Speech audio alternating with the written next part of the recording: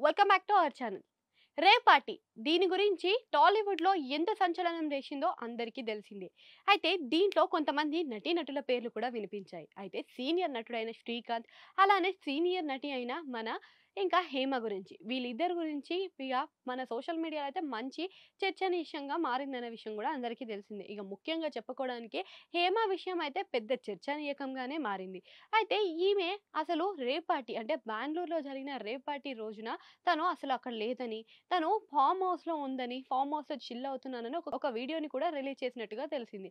అంతేకాకుండా అదే రోజున తను విమాన ప్రయాణం చేసినట్టు ఆధారాలు కూడా ప్రచారంలోకి వచ్చాయన్నమాట. ఇంతే కాకుండా ఈ విషయాలన్నీ పక్కన పెడితే తన బ్లడ్ శాంపుల్‌లో కూడా డ్రగ్స్ ఉన్నట్లుగా తేలిపోయింది. అయినప్పటికీ తను ఆ అంశాన్ని ఖండిస్తూనే ఉంది.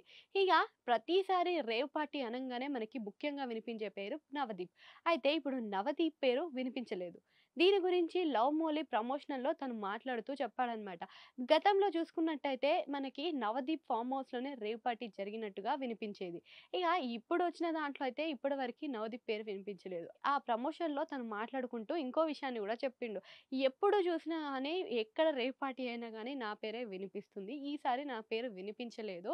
దాని గురించి అని చెప్పేసి సోషల్ మీడియాలో చాలామంది వ్యక్తులు నిరాశపడ్డట్లు గూడా చెప్పాడనమాట. అంతేకాకుండా కొంతమంది సోషల్ మీడియాలో ఇంకా నవదీప్ పేరు ఎందుకు రాలేదు అని ప్రశ్నించగా, ఇంకా మీడియా వాళ్ళ తరపు నుంచి నీ పేరు ఎందుకు రాలేదు? ఎందుకు వినిపించలేదు? అని గూడా అడిగినారంట. ఇగ ఆ విషయాలన్నీ చెప్పుకుంటూ సరదాగా ఇంకా చాలా వ్యాఖ్యలే చేశాడట. ప్రతిసారి నవదీప్ పేరు ఇలానే వినిపిస్తుంది.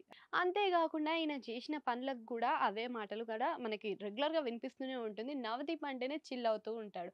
అయితే దాని గురించి ఆయన చెప్పిందంటే, "ఈసారి నన్ను వదిలేశారు. నాకు మంచి జరిగింది" అని గూడా జెప్పిండనమాట. అంతే గాకుండా రేవ్ పార్టీ అంటే రాత్రి పగలు చేసుకునేది. అందుకనే దాన్ని రేవ్ పార్టీ అంటారని గూడా సరదాగా ఒక పంచ్ గూడా వేశాడనమాట. అంతే గాకుండా ఇప్పుడు జూన్ 7న 'లవ్ మోలీ' సినిమా రిలీజ్ డేట్‌కి సిద్ధంగా ఉంది. ఇప్పుడు గూడా ఆడుతూ, పాడుతూ మనకి చిల్లింగ్‌గా కనిపించే నవదీప్ ఇప్పుడు మరొకసారి మన ముందుకి హీరోగా రాబోతున్నాడు. ఇగ 'లవ్ మోలీ' సినిమా విషయానికి వస్తే ఇది ఒక మంచి లవ్ బ్యాక్‌డ్రాప్‌లో రాబోతుంది. ఇంకా ఈసారైనా మంచి హిట్ అందుకుంటే హీరోగా ట్రాక్ ఎక్కుతాడా? లేదా ఇంకా సైడ్ క్యారెక్టర్సే చేస్తాడో చూడాలి మరి. ఇంకా ఇప్పుడు 'రేవ్ పార్టీలో' ఈయన పేరు వినిపించలేదు అనడానికి మీ అభిప్రాయాన్ని కామెంట్ సెక్షన్‌లో కామెంట్ చేయండి. అట్లనే ఆడ గంట సింబల్ ఉంటది దాన్ని కూడా నొక్కేయండి.